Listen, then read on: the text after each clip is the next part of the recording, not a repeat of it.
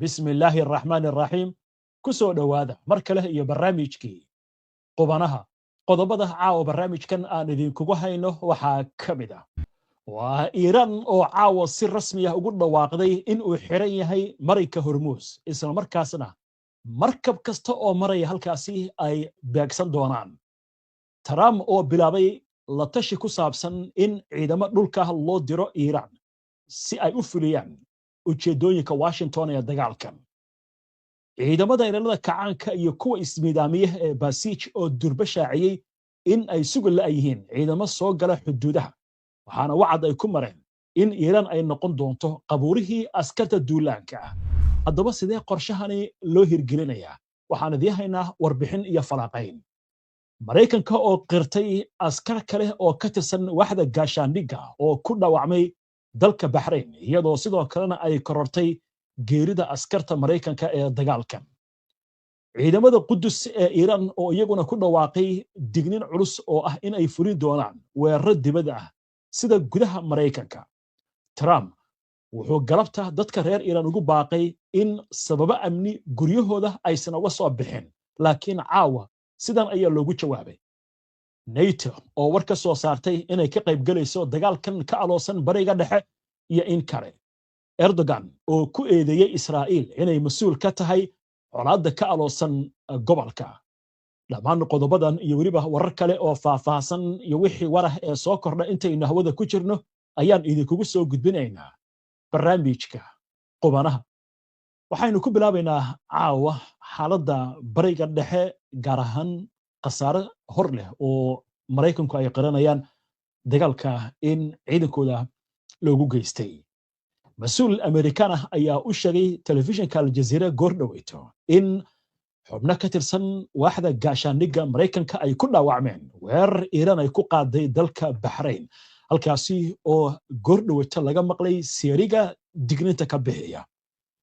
mas'uulkan ayaa xaqiijiyay in laba ka mid ah shaqaalaha ay ku dhaawacmeen weerarkaasi xaaladooduna ay tahay mid degan waxaana uu sheegay in loo fidiyay daryeel dhanka caafimaadka ah waaxda gaashaandhigga ee Mareykanka waxay sidoo kale qiratay in geerida askarta Mareykanka imika ay gaartay 6 inkastoo Iran ay sheegayso tiro intaasi ka badan oo ah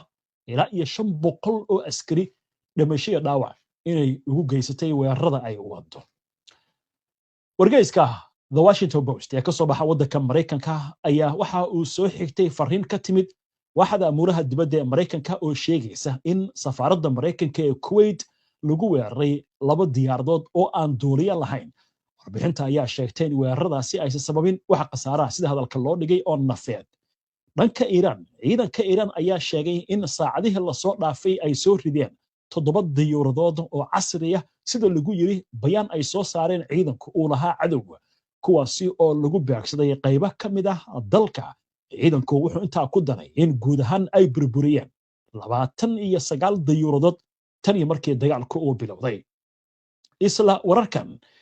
ciidanka ilaalada kacaanka islaamiga ah ee loo yaqaan IRGC ayaa ku dhawaaqay in 2 diyaaradood oo aan duuliye lahayn ay ku beegsadeen markab shidaal oo ay ku tilmaameen inay leeyihiin xulafada Mareykanka xilli isku dayay sida warka lagu yiri inuu sharci darro uga gudbo marinka Hormuz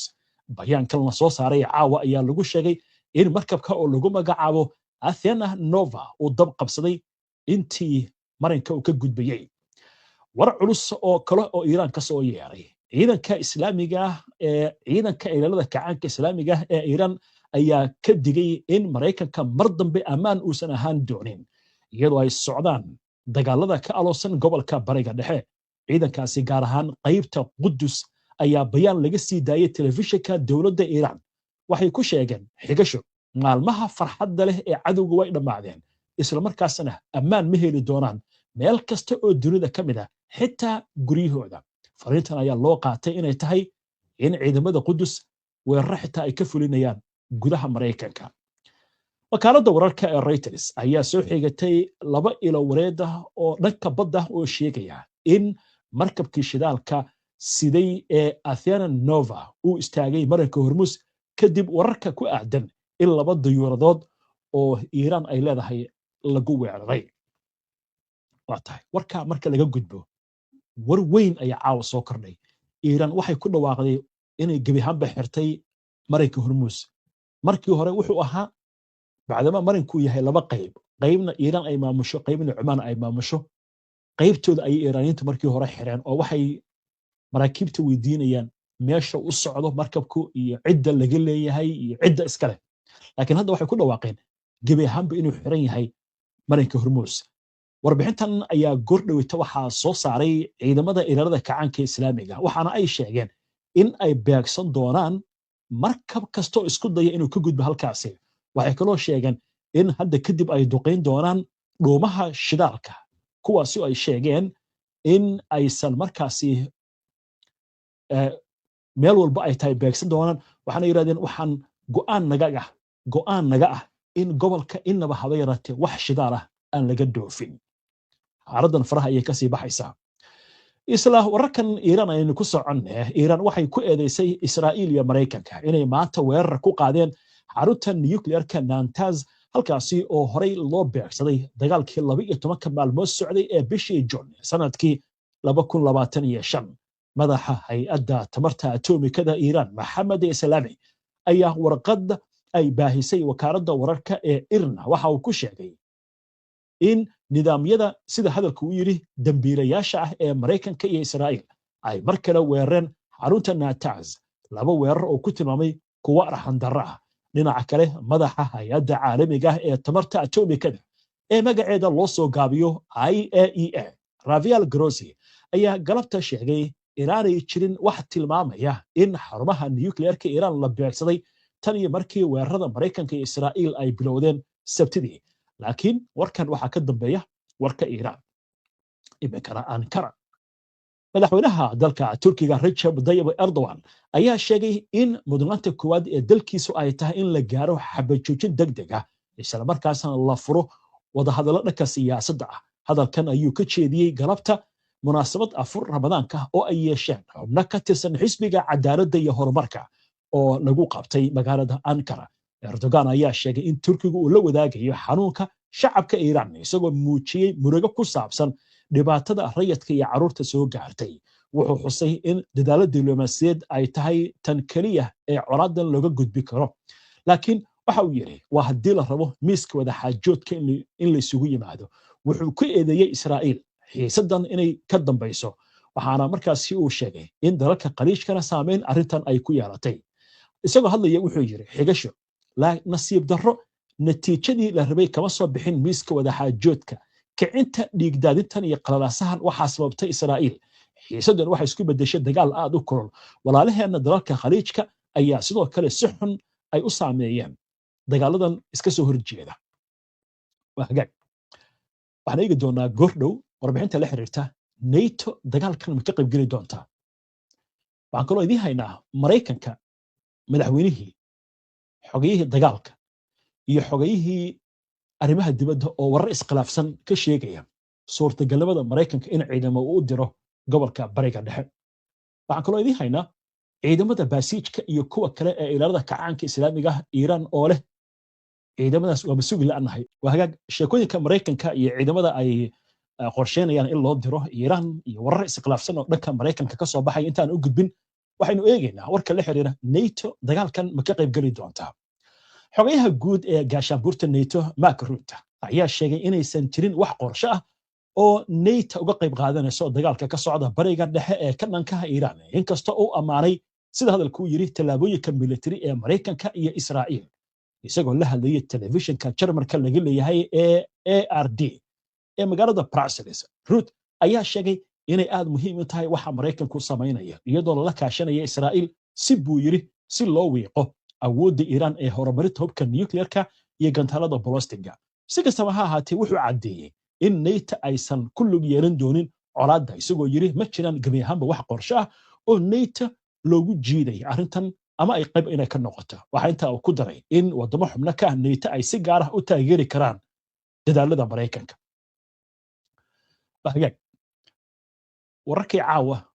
ama barnaamijka wararka caawa waxaan idinku soo gudbin war degdeg ah markaas soo baxay oo sheegaya in madaxweynaha Mareykanka Donald Trump uu leeyahay meesha kama saarayo in ciidamo dhulka aan u dirno Mareykanka arrintan waxa leeyahay gudaha Mareykanka durba waxay ka dhalisay dood aad u adag waa la kala hadlay haddaba waxa isna goor dhaweyta hadlay xogayaha dagaalka ee Mareykanka aynu eegna warka uu sheegay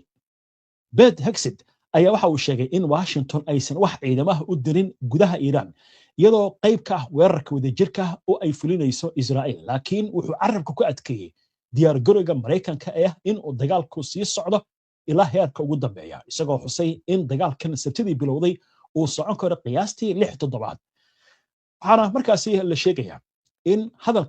hadal ka horreeyay madaxweynaha Mareykanka Donald Trump uu ku sheegay in ay leeyihiin afar ujeedo oo Iran laga leeyahay madaxweyne Donald Trump ayaa waxa uu sheegay tan hore inay tahay burburinta awoodda gantaalada balastiga ee Iran waxa inta uu ku daray tan labaad inay tahay inay si buuxda u baabi'in doonaan awoodda ciidanka badda ee Iran tan saddexaad wuxuu sheegay inay doonayaan inay taageeraha ugu weyn waa sida ku yiri argagixisada adduunka weligeed aysan helin hub nuclear oo ula jeedo Iran iyo ugu dambeyntii in nidaamka Iran uusan awoodin inuu hub siiyo ama maalgeliyo kooxaha hubaysan ee ka baxsan xuduudiisa Trump isagoo kooxahaasi ula jeeda kuwa bariga dhexe ee ay taageertay Iran Hezbollah Lebanon dhaqaaqyada Falastiiniyiinta iyo Xuutiyiinta ayaa ka mid ah waxa isna hadlay goor dhaweyto xogayaha amuraha dibadda ee Mareykanka Marco Rubio asana wuxuu leeyahay inkastoo go'aanku isku leeyahay madaxweynaha Mareykanka oo ah taliyaha guud ee ciidanka laakiin haddana wuxuu leeyahay qorshaha naguma jirto wuxuu kaloo difaacay weerarka Iran lagu qaaday saxaafadda ayaa waxay weydiisay maxaad u weerarteen Iran wuxuu yiri ka warram haddii soo weerari lahayd waayo wuxuu yiri waxay qorsheynayeen in weerar ay soo qaadaanba wuxuu kaloo ku andacooday haddii Israa'iil ay weerari lahayd Iran annaga ay sidoo kale weerari lahayd buu yiri khasaaraha ayaa ka badan lahaa marka inaan ka hortag sameeyno qasab ay nagu ahayd buu yiri waayo haddaba sheeko waxa noo soo socota xiise leh oo ku saabsan baaq reer Iran uu jeediyay Trump oo si la yaab leh looga jawaabay laakiin sheekadan aan ku soconno gaar ahaan qorshaha ciidanka waxa la leeyahay horta Mareykanka ciidankiisii qatarta ahaa oo halista ahaa waa ciidamada dagaalku ku qabsaday Iraq iyo Afghanistan marka laga tago tiknoolajiyadan diyaaradaha wax duqeeya oo ayaga laftigooda hadda dhibaato ka timid oo galabta aynu arkaynay ama saaka aynu aragnay Kuwait wixii ka dhacay inkastoo Mareykanku ay leeyihiin ciidamada Kuwait baa soo riday diyaaradahan si qalad ah laakiin Iran waxay leedahay diyaaradaha anaga soo ridnay waxa leeyahay marka halis weyn baa jirta Iran waxa leeyahay haddii nidaamyada difaaciyada ay gabi ahaanba la burburiyay ama hawada Iran la maamulayo hal gantaal ma soo tuurteen laakiin sababta gantaalada u soo garaacaysa oo hadda anagoo barnaamijka ku jirna laga soo warinayo Bahrain iyo Kuwait seeriga degneeta ka bixiya gantaalada waxay tahay baa leeyahay Iran awoodeed inay jirto marka waxa leeyahay Mareykanka qalad waxay ku noqonaysaa taariikhiga ciidan inuu u diro meeshaas maxaa yeelay waxa la yiri 150,000 ayaa ciidanka ilaalada kacaanka islaamiga oo kaliya diyaar ah waxa kaloo jira ciidan la yiraahdo Basij waa ciidan ismiidaamiya oo la sheegayo in ay loogu tala galaba inay ismiidaamiyaan warbaahinta Iran waxay leedahay ciidamadaas caawa waxay leeyihiin Mareykanka iyo ciidanka xuduudda ma imaan karaan ma soo geli karaan wadanka inkastoo ay leeyahay Mareykanku arrintan waxa laga yaabaa inuu adeegsado kooxo kale ama noqdeen Kurdiyiinta kooxihii hadda ka hor aynu ka sheekaynay ee laga soo qaaday waqooyiga Syria ay ISIS oo ilaa 5,000 ah oo lagu hayo Iraq iyo Kurdiyiinta iyo gudaha Iraq gudaha Iran kooxaha ka jira ee hubaysan ee dawladda ka soo horjeeday ciidanka dhankan gobolkan Baluchistan ka dagaalamaya xuduudda Pakistan iyo meelahaas ka dagaalamaya in markaas ciidamo Mareykan ay taageeraan iyo ciidamo kale oo reer galbeed ah hawadan laga taageero sidaas marka ciidankaas lagu geliyo waa suurtagal baa leeyahay laakiin ciidan Mareykan meeshaas inuu galo aad buu adkaanaysaa xaaladdan waxay noqon kartaa baa yiri ka dar oo dib dhal way inta marka laga gudbo madaxweynaha Mareykanka ayaa galabta hadal ka jeediyay aqalka cad wuxuu yiri dadka reer Iran guriyihiina jooga sabab amni dagaal baa socda dadku marka arrintan ka faaloonaya waxay leeyihiin madaxweynaha wuxuu la yaabay wixii la filayay meesha inaysan ka socon maalintii la dilay Ali Khamenei waxa la filayay dadku intay banaanka u soo baxaan mudaharaadaan xarumaha dowladda la wareegaan la yiraahdo waddanka anaga maamulayna fawda ay dhacdo mashkiladna ay dhacdo dowladdan la rido laakiin wax ka duwan baa socda ilaa iyo sabtidii ilaa iyo caawa meel walba banaanbax baa ka socda iiraaniyiinta markii ay maqleen warkii madaxweynaha maraykanka Donald Trump Tehran bay soo dhoobteenba iyo magaalooyin kale waddanka ah haddaba muuqaalkan aynu daawanno gaar ahaan fagaaraha ku yaal magaalada Dhahran iyo dadku sida isugu soo baxeen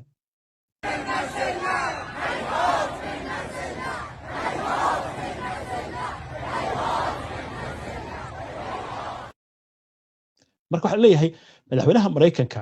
sababta uu leeyahay dagaalkan waxaan filaynay inuu qaato ilaa 4 ugu badnaan 4 asbuuc ama 4 toddobaad wuuna ka dheeraan karaa oo sidoo kalena xogiyihiisii gaashaandhiga ama dagaalkan uu leeyahay dagaalkan waqti dheer buu socon karaa waxa leeyahay calaamadahan ayaa muuqda waxa baa leeyahay ban yahay dadkii mudaharaadii bishii hore xagee aadeen baa leeyahay oo wadooyinka dhoobnaa waa leeyahay ban fariin buu diray madaxweynaha Mareykanka magaaladii oo dhan waxay noqotay gawaari la yarar baashidan wax mataqaana cabsiya ma jirto duqeyn iyo dagaal ayuu jiro oo galabta si xun loo duqeeyay magaalada Tehran ayaa waxa leeyahay hadana dadkan reer Iran sidaas ay sameynayaan arrimaha marka waxa lagu macnaynayaa dadkan inay horta ku qornayba buugooda waxa leeyahay isdhiibid waa tahay waynu arki doonaa wixii ka soo koray arrimahaasi dhanka Israa'iil waxa leeyahay gobolka jaliilta dhanka galbeed ayaa hadda waxa laga maqlayaa seeriga digninta ka bixiya arintan waxay u muuqataa baa leeyahay in Hizbullah ay adeeganayso oo diyaaradaha drone-iska ay ku adeeganayso waliba gantaalo militariga Israa'iil sidoo kale waxay soo saareen ogeysiis ku socda qaybo kamid ah magaalada Dhahran dadka oo ay leeyihiin aagaas hal iskaga fogaada gaar ahaan xarunta raadiyaha iyo telefishinka oo la filayo in la duqeeyo macnaha waxay tahay dadka meel xog laga siiyo in la waayo raadiyaha dawladda la aamusiyo telefishinka la aamusiyo marka xaaladdu siday noqoto waynu arki doonaa warkaas ayaa hadda soo dhacay intaaynu barnaamijka ku jirnay waayahay intaan ka bixin waddanka Mareykanka aan dib ugu laabanno arrinta ku saabsan duulaan lagu qaaday Iiraan oo dhanka dhulka ah horta waxaa leeyahay dalka Mareykanka 20% dadka macnaheeduna ay noqon karto hal qof oo Mareykan ah inuu dagaalka taageersan yahay waxaan leeyahay waxa ka soo horjeeda 40% taaliftiga marka waxay hoos u dhigi kartaa qorshihii madaxweyne Trump ee ku aadana dagaalkan in la qaado hal arrin ayaa waxa leeyahay sida qubarada Mareykanka ay sheegayso Trump uu isticmaali karaa oo ah arrintan Iiraan ay duqeynayso wadamada khaliijka gaar ahaan ceelasha shidaalka garoomada diyaaradaha iyo safaaradaha arrintaas waxa laga yaabaa inuu yiraahdo Iiraan xadkiiba ka baxday taas marka waxa la yiraahdo Congress-ka hadii uu la tago qiil uu ku heli karaa intuu doono ha noqdee laakiin in Iiraan la weeraray oo hogaamiyahoodii la dilay oo dadkii Mareykanka qoorta uu siray waxa la yiraahdo qaan aad baa looga digaya arrintaas marka dabcan waynu arki doonaa wixii arrimahaasi ka soo baxa iyo waxa khibrada ay ka tiraaday warbaahinta inta ayaa caaw ku soo gabagabeynaya barnaamijka waana ku mahadsantihiin daawashada barnaamijka si aad ula socoto wararkan iyo barnaamijyada iyo macluumaadka aynu soo gudbino haddii aad ku cusub tahay baraheena bulshada ama horey aadan ugu xirnayn hadda ku soo biir waa inoo barnaamijka xiga insha Allah inta ka horeysa nabadgelyo